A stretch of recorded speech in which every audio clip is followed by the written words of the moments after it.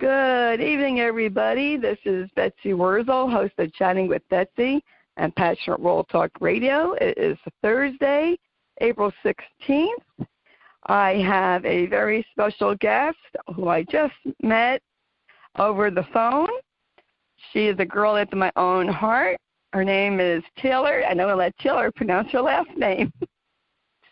My last name is Penvose. It's Taylor Penvose. Okay, I didn't want to mess it up. Hi, Taylor. I'm so glad to have you on. Keep our fingers crossed we don't lose connection. Could you please tell us about your background? Sure, I would love to, and thank you so much for having me on, Betsy. I really appreciate it, and I know we're both very passionate about helping caregivers.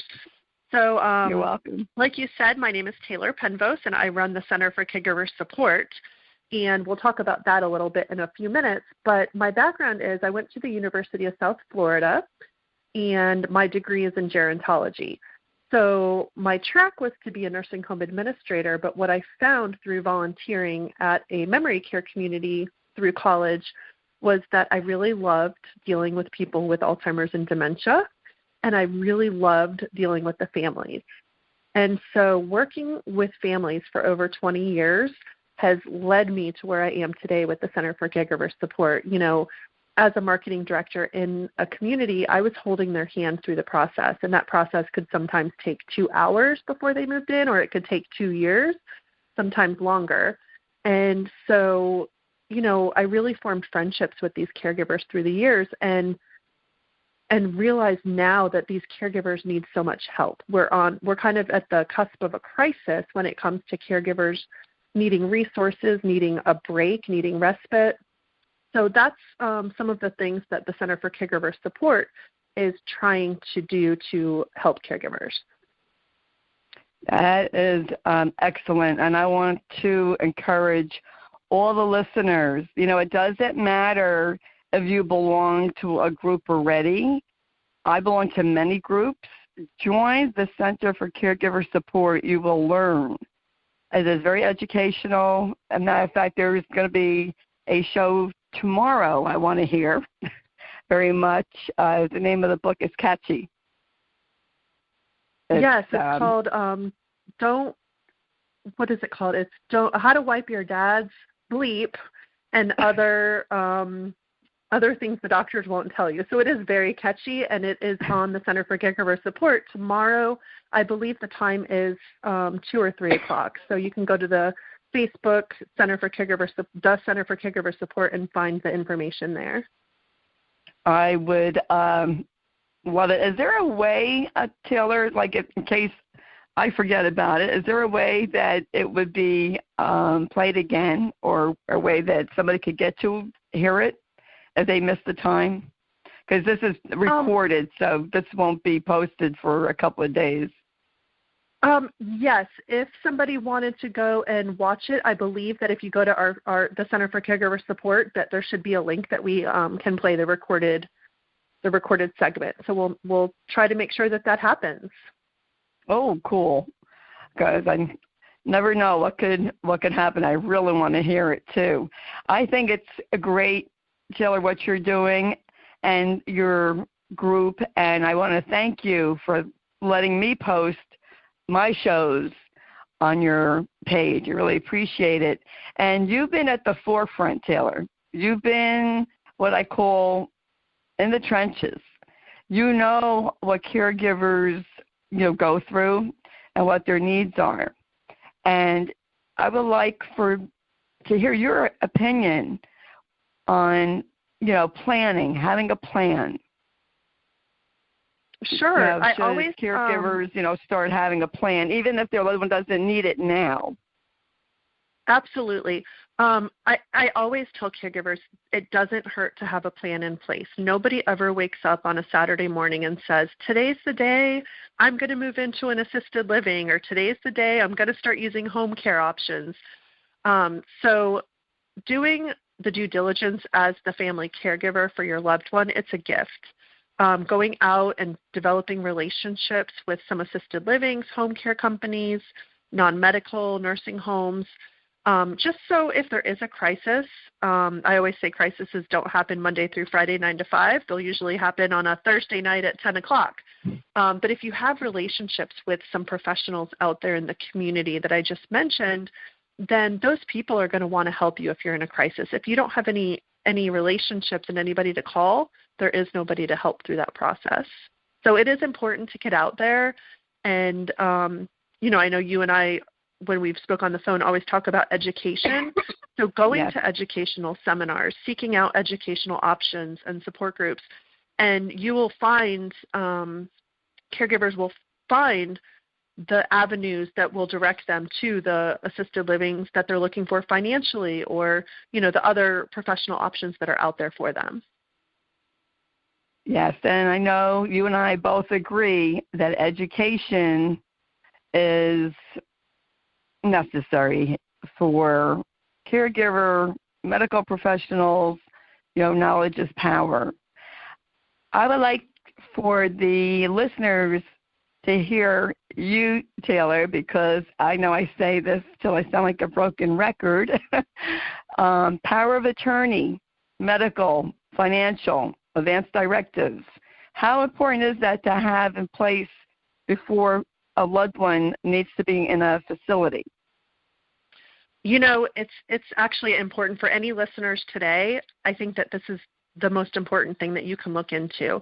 Having those documents is vital to making sure that you can advocate for your loved one. If for some reason, something happened to me and I didn't have all those documentations in place, my husband wouldn't be able to talk to the hospital. They wouldn't give him any information. So it's really important that families are prepared for the future and make sure that they, utilize an elder care attorney to help them with that documentation. And the Center for Caregiver Support is actually sponsored by Mortellera Law, which is the Center for Caregiver Support is mainly Florida-based, but we know that our caregivers are not necessarily local to their loved ones. So our goal is to, help to connect them, support them, and inspire them. But in doing that, our elder law attorney does cover the entire state of Florida. That's good to know. Very good to know. I, say this all the time. As a matter of fact, I was talking to a friend of mine yesterday, and I told her, because she's a little older than me, she's 64, but her husband's 71, and I said, Donna, can, I tell you something, and it's none of my business. I said, but have you and Tony have you thought about power of attorney? Do you have that? She has the advance directive, and I told her, I said, you need to get the power of attorney. I suggest everyone have it. My mom, she didn't want to have that for my dad because she thought she was taking something away from him. You're not taking any power away from anybody. They can still make their medical decisions as long as they can. You have it in place, just like money in a bank. You have it in place in case you need it. And I did this for Matt. And I also want to suggest, and I know you'll agree with me, Taylor, have a will made out. Even if there isn't any assets, have a will made out in case you have to place a complaint against the company. You will be the executor on that will, and they can tell you the information. I made the mistake. I forgot. I thought Matt made out a will, and he didn't. So don't be like Betsy. Make sure you make out a will. We did all that other stuff, the POA, advance directive.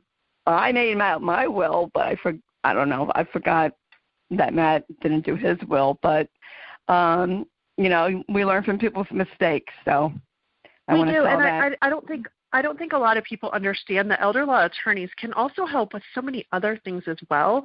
There is a veterans benefit that's out there to help with the cost of assisted living, and working through an elder law attorney to make sure that that paperwork is taken care of and filled out appropriately. Elder law attorneys can help with that. They can help with Medicaid planning. So, in addition to the power of attorney, living will, healthcare surrogate, there's so many other reasons that somebody should again, do their homework and make sure that there's an elder law attorney that they're working with that can help them to make sure that they have all this in place so that if a crisis should arise, then they have somebody to call. Absolutely. I always, tell people you do not want to wait till a crisis time and you are not thinking clearly, and then you have to do more running around. And, right. You and I know that book knowledge, you can read about hallucinations, sundowning, end of life, but when you see it firsthand in front of you, it's so much different. But at least you are knowledgeable in knowing what to expect. Absolutely. So that it's, not like a complete shock, although it is shocking because you can't believe that it's happening right in front of you with the person that you love. So I always, tell people that. Taylor, what should people look for in placing their loved one? What would you recommend maybe top 3 things to look for in the facility? I think that is a really good question. I think we could probably have 5 shows on that topic. You can come back anytime. So I think the first thing is to know what you're looking at. We all have different questions financially of what assisted living costs or what skilled nursing costs. My entire career has been in assisted living, so that's really kind of what I can speak to. But I guess first would be the cost and knowing what you're looking at. You don't want to spend all your time looking at places that might cost $8,000 a month to $10,000 a month if you don't have that kind of money. The second thing would be, how are they going to engage your loved one? Are they going to make sure that they're, getting to the dining room for meals? That's so important that our seniors and our, people with Alzheimer's and dementia are getting out of their rooms and coming to meals, because that socialization is really important. Getting involved in activities that are based on things that they used to enjoy doing. If they used to enjoy going to the beach, just sitting and sometimes reminiscing about the beach and reminiscing about putting their toes in the sand can be important. So do they have staff that can make those types of activities happen? And I would say the third thing would be, do the residents look happy? Do they look like they're taken care of? Is their hair brushed? You can tell a lot by going in and touring different communities, and that's a good start for where you would most be comfortable. Thank you. Very good. Do you recommend, for lack of a better word, interviewing, or maybe I should say researching hospices before that time comes? Which I wish I did. I wish I interviewed more than one, which I should have. I mean, I know better, but I didn't want to put my husband on hospice. I really didn't. But then, I had no choice, and this hospice was recommended to me by his doctor, but I wish I would have called up other ones.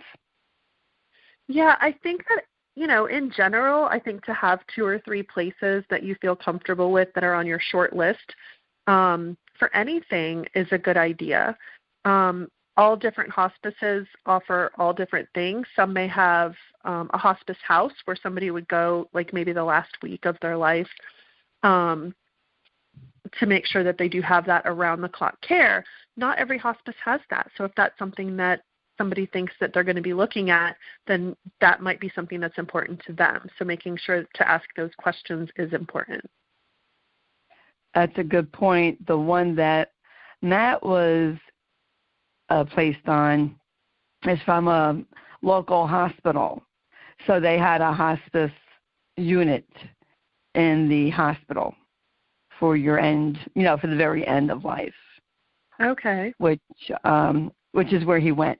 But I wished I had, from my own experience, I had looked, which, a friend of mine recommended, but, it's easier for me to give advice than take my own. It's hard. I'm great at giving people advice, but not following my own. And you could ask my mom that, because she would say, practice what you preach. Do you find, Taylor, since you've been in a caregiving business, do you find it yourself that it's easier for you to give advice than to follow it? I think you just hit the nail on the head. I think, I do share caregiving roles in my personal life for my grandmother, and she happens to live in an assisted living. And it's interesting because even though I've been doing this my whole entire life as my career, it's very different when it hits you personally. It's very different. Yes, that's very true. I worked as a nurse, and when my mother-in-law had Alzheimer's, which I never heard of because they didn't teach it back in the Stone Age, I never heard it. I didn't know how hard it was to be a caregiver. And I would highly suggest anyone, before you decide to take on the role of caregiving, please go to an education seminar and decide, is this what you want to do? Would you agree with that, Taylor? Absolutely. Yep. Now, the Center for Caregiver Support, can you direct people, or do you offer education seminars on what is it like to be a caregiver? We do. We offer seminars on what it is like to be a caregiver. We're actually working right now on some seminars that we can bring into some of the local churches on how to help somebody with memory issues, whether it's Alzheimer's or dementia. What we're finding is a lot of the congregations, will sometimes, what I'm hearing from caregivers is that they'll sometimes stop hearing from their churches. They'll stop having visits from their churches. So I want to help the churches to feel comfortable going and having a visit with somebody that may have memory issues and having a short conversation, bringing something along that can engage them in a conversation. So that's something that we're working on. One of the main things we've been working on is local support groups. We've had some virtual support groups for some of our groups recently, but we really have been focused on in-person support groups, whether it's a general caregiver support group, a spouse support group, so somebody that's taking care of their husband or wife. And then another thing we're working on is some caregiver Bible studies. So a lot of times we find that people in their end of life, their spiritual needs may not be what they were earlier in life, so we're trying to meet those needs too. That is awesome. I just love that. That brings like almost tears to my eyes because I think that is so needed. And I have said many times, I don't know why places of worship turn their back on the person who has a dementia. This would be such a great ministry for churches, synagogues, temples, wherever, mosques, to do, is to go to the home, whether the person's home or if they're in a facility, and minister to them. You know, read Bible verses, sing some gospel songs or whatever the, person's belief is. And I think that would draw people actually to want to join that place of worship because you would see the love that is being shown. Yeah, and as I've been interviewing some of the members of some congregations, I think the biggest thing is they're just not comfortable. And, not everybody at this point knows somebody that has a diagnosis of Alzheimer's or dementia. And until you do and you realize that they're still they are the same person, there's just some things that we need to kind of learn and educate ourselves on in order to have a successful conversation depending on the stage of that person. So I want to make sure that these parishioners in these churches are armed to feel comfortable to go into homes or, even just make a simple phone call to the person or the caregiver to check on them and make sure they're doing okay. So there's a lot of different things that we can focus on to make sure that people have a comfort level. I was actually having a conversation with somebody earlier today, and he said the first time I ever walked into a memory care community, he's like, I wasn't really sure how to act. And then he said, by the time he left, the residents were hugging him because, all the women in assisted living just love the men when they come through. So he said that the residents were hugging him, and he immediately just had that instant connection, and the fear was gone. So I want to help people overcome that. Oh, that's fantastic. We had a situation. My son has special needs, but he knows more about Alzheimer's than most so-called intelligent people. And my husband was a deacon at church, Sunday school teacher, and he couldn't go anymore.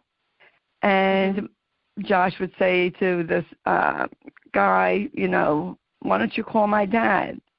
Or Bill would say, I would call your father, but he doesn't know who I am. So Josh said, well, why don't you just call up and say, hi, I'm Brother Bill. Hi, Matt, how are you? Thinking of you. Oh. That's all you have to do. Of course, the guy never did it. But you're right. People do not feel comfortable around people who have dementia and actually any type of disability from what I have seen. And even, people, loved ones, or sometimes leery about taking their loved ones out because of people looking at them and staring at them.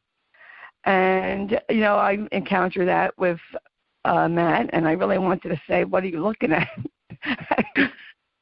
I always thought I would cause a riot one day because I was saying, you know what, take a video, make it go viral. This is what Alzheimer's looks like. But I behaved myself. But I behaved. But education, Taylor, again, and I can't, say it enough, and it's not that I'm talking down to anyone. It's the caregivers who are teaching other caregivers. This is where I learned so much, is from other caregivers. And it's not, at the doctor's office. They don't have the time. They might direct you, but it's your groups like yours, groups like mine, and many other groups that are helping the caregiver. Right. And I think there are a lot of support groups out there, and I do believe that people should try more than one support group, because what fits them this month may be something, it may be something that fits different next month. There may be, maybe it's a spouse and they end up trying a caregiver support group that's a mixture of people that are dealing with mom, dad, sister, whoever, but they may feel like they fit in better with other spouses. So really just trying out different groups, and some people do go to 3 or 4 groups a week, and that's okay too. I think, like you said, the knowledge is power, and getting out there and connecting. I love when I've had support groups in the past and the support group takes a kind of a spin of its own, and they end up going to lunch together, they go to dinner together. That's what my goal is, that they will leave forming friendships. That's great. I wish there was the physical support groups, more of them in different locations. I mean, I know now that they're not meeting, but even in my area, I only knew of one support group that met once a month on a Saturday morning, which was impossible for me.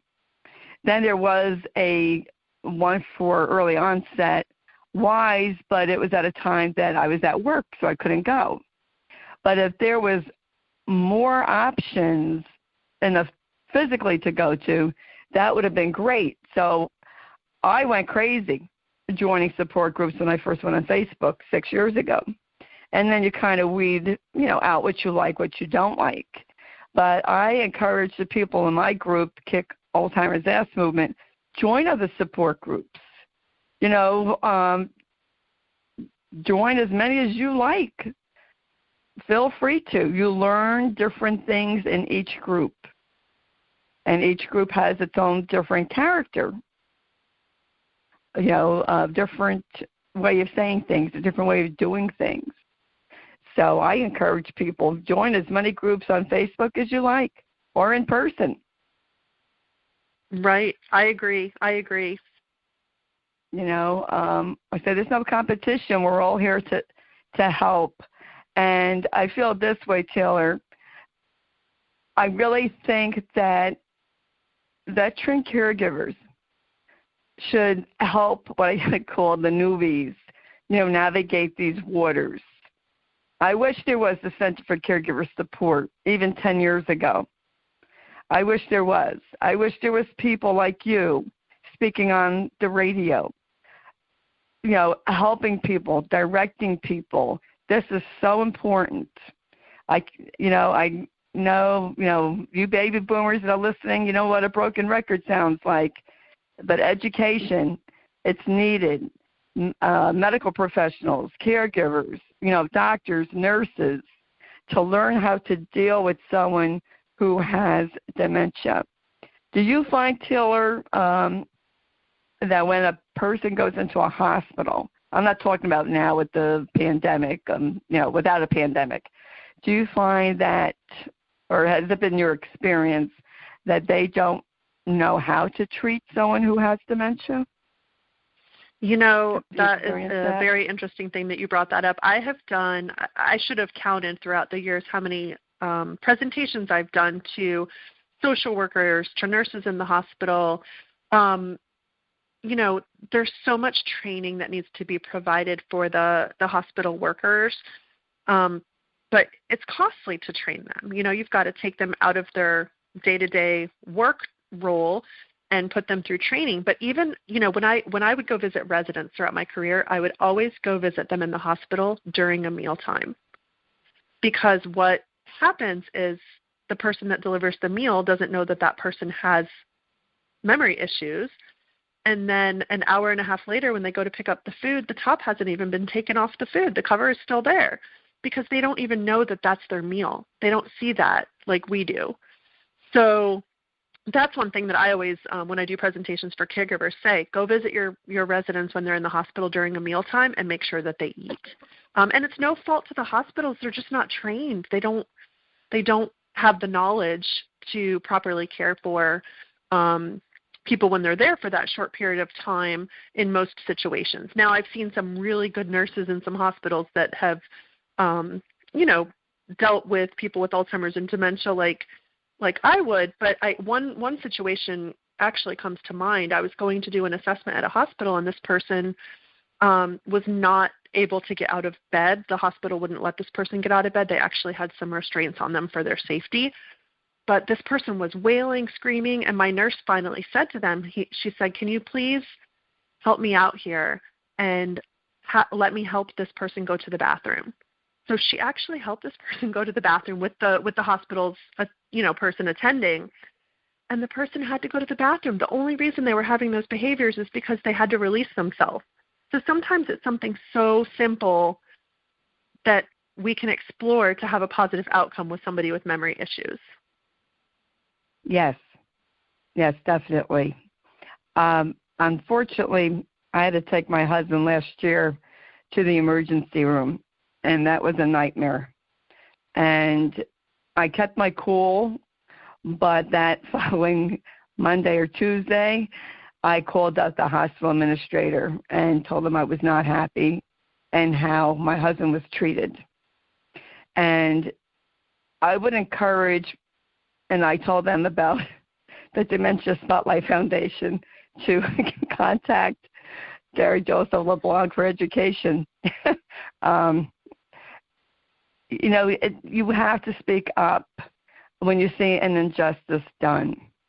And yep. I think, the more people who speak up when they see their loved one not being treated properly, it's better for the next person that comes along. Right. I agree. And we are all in this together. I mean, if somebody is not a caregiver now, they most likely will be a caregiver at some point. And so for anybody that's listening, you may know a caregiver and they may need a break. So offer to take them to lunch, offer to meet them for coffee. Sometimes they just need a friend. So I think helping people to understand how they can be there for their caregiver friends, even if they're not a caregiver themselves, is an important bit of information for people that are interested in joining the Center for Caregiver Support. Excellent. Oh, I just love you, Taylor. You could come back anytime. We could discuss, so many topics. there's a saying, which I probably don't have it right, but, it goes something like this. You're either going to be a caregiver, need a caregiver, or you were a caregiver, something to that effect. But right. It's true. And younger people, such as my son, are or were caregivers, because there are younger people getting some kind of dementia, which means their children are young. And so you're going to have, teenagers, young adults being caregivers. And they're finding it now with this coronavirus that some of them are being caregivers to their parents. Right. And, I know you would say this, Taylor, I think you would. This social isolation, we know it's nothing new to a caregiver. The rest of the world is screaming, oh, I can't take staying home and going out. Can't go out. But this is the life of a caregiver without a pandemic. They can't just go out on a whim. They need a break.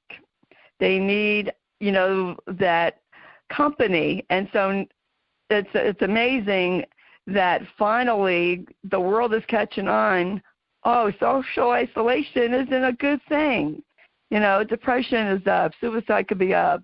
Abuse. Yes, this is what I know. I've been saying it way before a pandemic, and other veteran caregivers have been saying this. This is what we've been telling people. Come visit us. Send us a card. Do something. Honor a caregiver. It doesn't take much.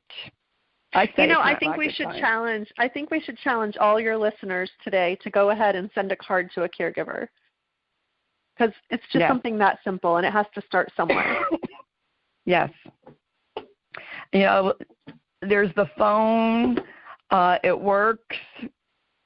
Some people dial it. Some people punch buttons. There's Skype. There's Messenger, FaceTime. There's all kinds of internet things that you can FaceTime someone and say, hey, how you doing? As a matter of fact, Taylor, even before we were discussing power of attorney, and I know you probably saw this in your career, families not telling other family members about their loved one, fights over the care over mom and dad or whoever, they could do a Zoom or Skype presentation or virtual get-together, and they can discuss the care for mom and dad.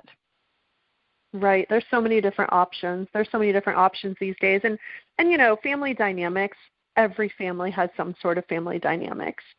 And at the end of the day, it just works better if families can work together. I know that that's not an expectation that's, going to fix everything for every family. But when you think about this is the person's legacy. This is the person, the loved one that the caregiver is taking care of. It's our responsibility to make sure that they leave a legacy. And as a caregiver, just kind of telling the story and sharing with family members, whether or not they agree or don't agree, on what life is really like as a caregiver. I've heard all the stories through my life, and one comes to mind where it was a son who set aside his entire life for his mom, and she did recently pass, and he did it alone. The entire time he did it alone, and I've never heard him complain ever. And all he wanted was his brother to help him with the care. And so I think that sometimes, I've always educated people, we can't judge those that don't get involved with care, because some people are just not capable. It's just not in their DNA. But we do need to celebrate the caregivers that are able to do the care, and they are able to be there for their loved one. Exactly. Wonderful words of wisdom, Taylor. Do you have any other pearls of wisdom that you could impart to the listeners? I don't think I have any other words of wisdom right now. Just, to all the caregivers, you are doing a good job. I know that you probably don't hear it a lot, but you are doing a good job. You're doing the best job you know how. And go ahead and get on your Facebook and look up the Center for Caregiver Support and join our group. and you will get even more knowledge, more wisdom. There's some virtual support groups that are posted on there. So, all the things that we just talked about can be found right on the Center for Caregiver Support.